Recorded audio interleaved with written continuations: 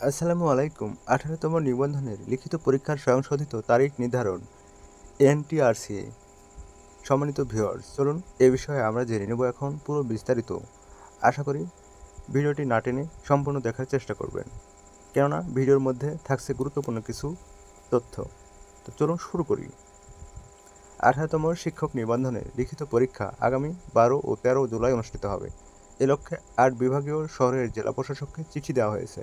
রবিবার তথা 6 জুলাই বেসরকারি শিক্ষক নিবন্ধন কর্তৃপক্ষ এনটিআরসি এক সংবাদ বিজ্ঞপ্তিতে এ তথ্য জানিয়েছে।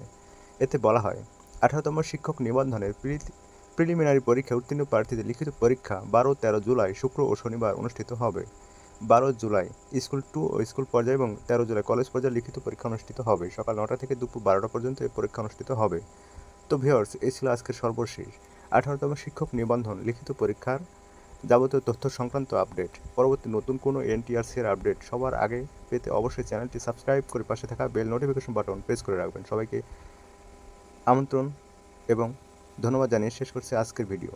আল্লাহ হাফেজ।